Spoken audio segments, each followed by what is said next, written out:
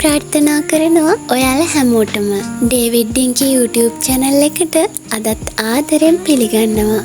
උදෙන්ම නැගිටලා රස පැණි බේරෙන පැණි පොල් එකක් හදාගත්තා. පෑන්කේක් ටිකක් හදාගන්න කොච්චර හදලා දුන්නත් හරි ආසාවෙන් කන එයා ආසම කෑමක් තමයි පෑන්කේක් කියන්නේ. හස්බන්ඩ් නම් අද උදෙන්ම වැඩට ගියා. ඒ නිසා එයාට ගිහින් දෙන්න තමයි මම මේ ටික හදාගන්නේ. එයාට විතරක් කන්න පෑන්කේක් දෙක තුනක් දාලා යවන්න බෑ. එතකොට ඉතින් එයා බඩගින්නේ.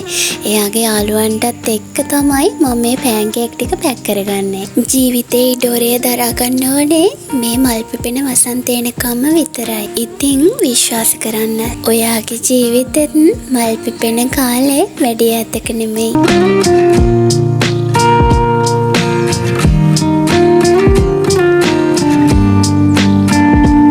හස්බන්ඩ් බිසි නිසා එයාගේ යාළුවෙක් තමයි ගේට් එක ළඟට ආවේ කැම ටික ගන්න. ඒ ටික මම දීලා ටක් ගාලා ගෙදර ආවා. දැන් නම් හදන්නේ හැටි වෙලා තියෙන ගේ පොඩ්ඩක් කස් කරලා ලස්සනට අතු ගා ගන්න.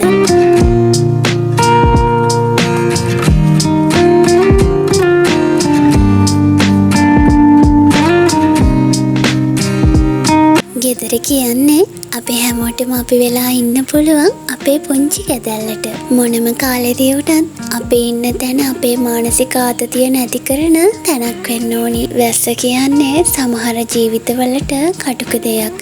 සමහර ජීවිතවලට ආශිර්වාදයක්, නව ජීවයක්. මේ වැස්ස කාලෙට නම් ගෙදර ලස්සනට තියාගන්න, පිරිසිදුව තියාගන්න ටිකක් අමාරුයි තමයි. ඒත් චුට්ටක් හිතුවොත් මේ හැමදේම වෙනස් කරගන්න අපිට පුළුවන්. බුදුපහන පත්තු කරලා බුදුන් වැඳලා හඳුන් කුරු ටිකක් පත්තු කරගත්තා. මුළු ගේ පුරාම ඒ සුවඳ, ඒ නැවුම් බව පැතිරිලා යන්න.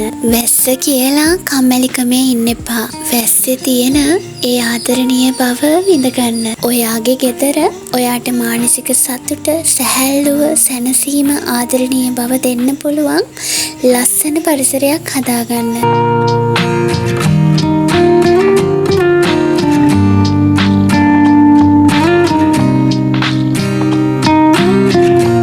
හස්බන්ඩ් හදාගත්ත පෑන්කේක් එකකුයි ඔම්ලට් එකකුයි හදාගෙන උණු ටී එකකුත් හදාගෙන බ්‍රෙක්ෆාස්ට් එක මං අරගත්තා. වැහි මන්දාරමෙන් පරිසරයේම වැහිලා යනවා. ආයෙ ටිකකින් පුංචි අවුවක් වැටෙනවා. ඊයේ රෑ වැස්සත් එක්ක ගෙට ආව මඩ පැල්ලන් හිතට අරන් ආවෙම හරිම අමිහිරි ගතියක්. ඉතින් ටට්ටක් ගාලා බාස්කට් එකකට වතුර ටිකක් පුරවගෙන ඇවිත් මං ගේම් ඔෆ් කරගත්තා. වැස්ස දවස්වලට අපිව නොසන්සුන් වෙන්න එකම හේතුව තමයි ගෙවල් දොරවල් ඉක්මනටම හැඩි වෙන එකයි, රෙදි ටික ඉක්මනටම වේල ගන්න බැරි වෙන එකයි. අපිට පුළුවන් නම් අවුරැල්ලක් වැටෙන වෙලාවට හරි පොළව ටිකක් සුද්ධ කරගෙන අවශ්‍ය රෙදි කෑලි දෙක තුන හරි සෝදගෙන හුලන් වැදෙන්න දාගන්න. දවස අසුන්දර කරගන්න අපි මවාගත්ත හේතු වලින් 80%ක්ම අඩු කරගන්න අපිට පුළුවන්. වෙනද නම් මම දවල්ටයි රෑටයි දෙකටම එකට තමයි කෑම හදාගන්නේ. අද මට හිතුණා රෑට උණුවෙන් වෙන කෑම මොනා හරි හදාගත්තොත් හොඳයි කියලා. අපි දෙන්නටම ලන්ච් එකට ඇති ප්‍රමාණයට කිරිම කිරි රසට පුංචි කරි එකකුයි චිකන් කරි එකකුයි මං හදාගන්නවද. දන්නවද පුංචි දෙයක්? වැස්ස කාලෙට සමනල්ලු පියාඹන්නේ නැහැලු. එයාලා විවේක ගන්නවලු. දරුණු වැහි බින්දු වලින් ලස්සන අත්තටු බින්දෙන්න පුළුවන් නිසා. හැබැයි අපේ ජීවිතේ ඒ වගේ ගෙවන්න අපිට පුළුවන්කමක් නැහැ. අපි ගෙවන්නේ විවිධාකාර කාර්යබහුල ජීවිත. වැස්ස කියන්නේ හරිම ආදරණීය සුන්දර දෙයක් වුණාට අසුන්දර පැතිකඩත් අපි අමතක කරන්න නරකයි. ඉතින් වැස්සේ සුන්දරත්වය විඳිනවා වගේම තමන්ගේ ආරක්ෂාව සලසගන්න කියලා මං ඔයාලගෙන් ආදරෙන් ඉල්ලනවා. වැස්ස දවසට මැටි ඇතිලිය කෑමී දෙත්ති ඒ පිට වෙන දුම එක හිතට දැනෙන අමුතුම ෆීලින් එක ඔයාලත් විඳලා ඇති කියලා මං හිතනවා. ඒකේ තියෙන්නෙම හරි අපූරු කැමි සුන්දරත්වයක්.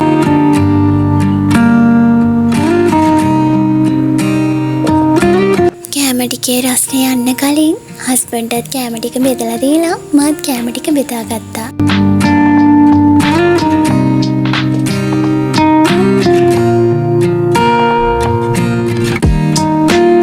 අපි දෙන්නම එකටම ලංච් එක අරගෙන හස්බන්ඩ් ටික වෙලාවක් ඉඳලා වැඩට ගියා.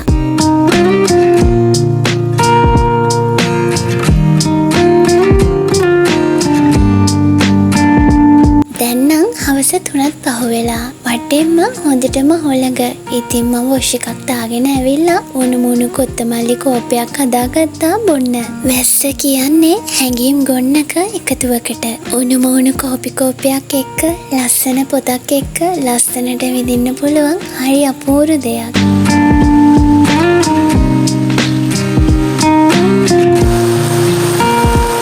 පුංචි කාලේ වගේම තාමත් වැහි පොදට අත යනවා. මගේ මූණේ පුංචි හිනාවක් මතුවෙන ගමන් මාව නිකම්ම පුංචි කාලෙට අරන් ගියා පුංචි වෙලාවකට. සීනි ටිකකුත් කැරමල් කරගෙන මම මේ මොකද්ද කරන්න හදන්නේ? අපේ හස්බන්ඩ් කොල්ලගේ දොළ දුක සම්පූර්ණ කරන්න තමයි මම මේ රෙඩි වෙන්නේ.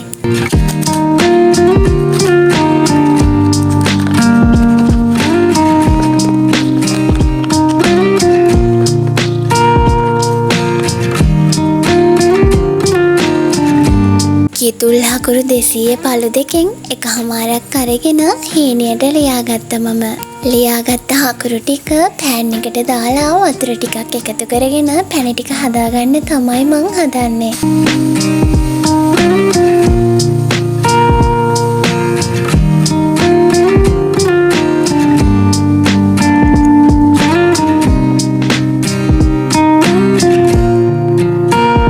පැණි ටික ටිකක් රත් වීගෙන එනකොට කුරුඳු කෑල්ලකුයි එනසාලට දෙකකුයි මං එකතු කරගන්නවා.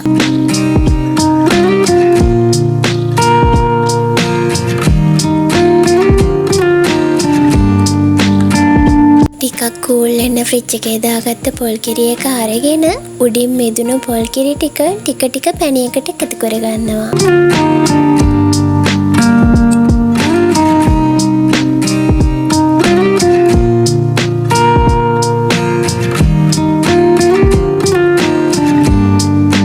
ටිකයි පොල් කිරි ටිකයි ටික වෙලාවක් මදගින්නේ පස්ස ගන්නවා මම.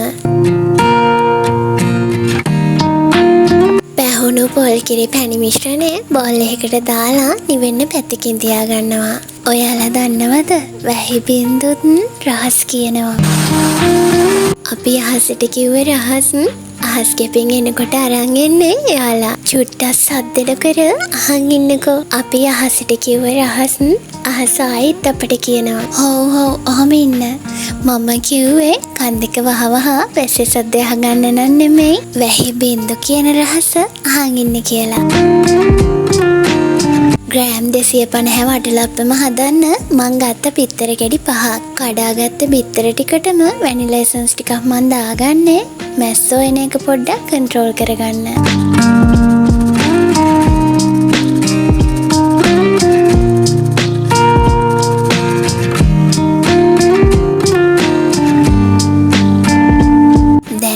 වතුර ටිකත් හොඳටම නටනවා. මික්ස් කරගත්ත බිත්තර මිශ්‍රණයට අපි හදාගත්ත පොල් කිරි හකුරු මිශ්‍රණය එකතු කරගන්නවා.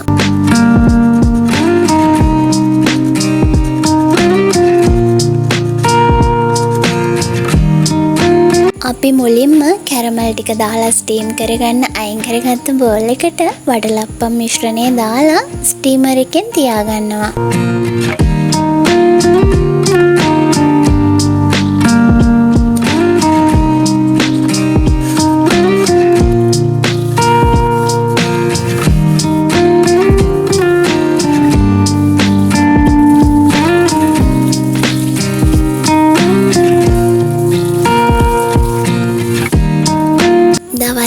හදාගත්ත ඇතිලි ටිකත් හොදලා දාලා දැන් නම් මං හදන්නේ ඩිනර් එක රෙඩි කරගන්න.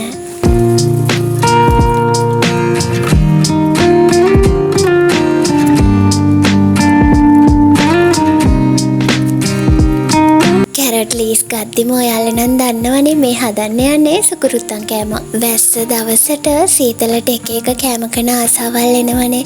මටත් හිතුණා උණු උණුවෙන් කොත්තුවක් හදාගත්තොත් හොඳයි කියලා. සීසන් කරගත්ත චිකන් ටික මම මුලින්ම බෙද ගන්නයි හදන්නේ.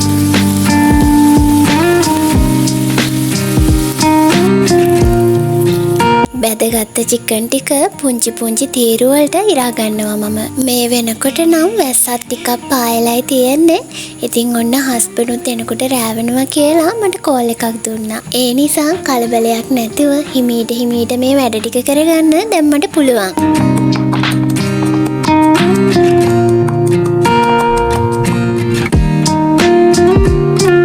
තලාගත්ත ඉඟුරු සුදුලුණු ටිකත් පැත්තකින් තියාගෙන දැන් මං හදන්නේ එළවලු කැරට් ලීස් ටික කපා ගන්න.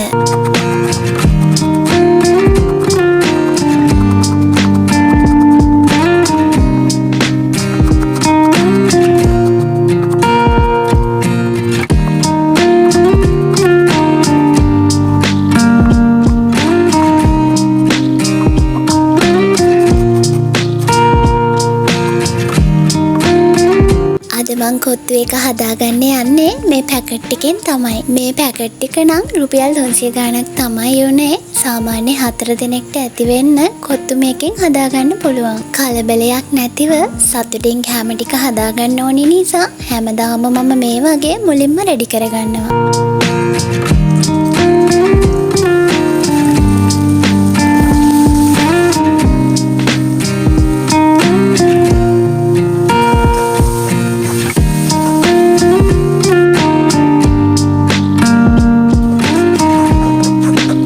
රත් වුණ තෙල් එකට ඉඟුරු සුදුලුණු පේස්ට් එකයි කපාගත්ත ලුණු ටිකයි දාලා රන්වන් පාට එනකම් බැද ගන්නවා. කඩාගත්ත බිත්තර ටිකත් ටිකින් ටික දාලා හොඳින් බැද ගන්නවා. රස අනුව ගම්මිරිස් කුඩු ලුණු කෑල්මිරිස් ටිකක් දාලා හොඳින් මික්ස් කරගෙන කොත්තු මිශ්‍රණය ඇඩ් කරගන්නවා. දවල් හදාගත්ත චිකන් කරි ටිකක් තිබ්බා මං ඒකත් මේකට ඇඩ් කරගත්තා.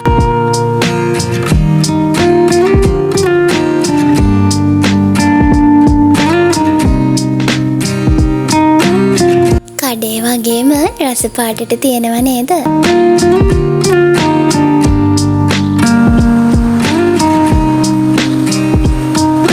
ගොඩක් දවස්වලට වටලප්පන් හැදුවට රසට වගේම ලස්සනට අද තමයි ආවේ.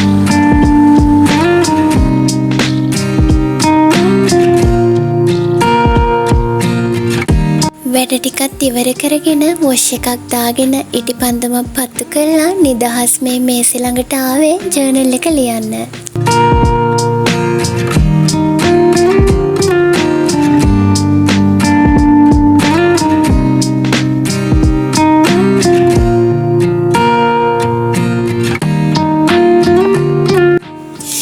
ඉතින් විශ්ව මාතාවනි ඔබට ස්තුතියි අද දවසම සතුටින් පිරෙව්වට.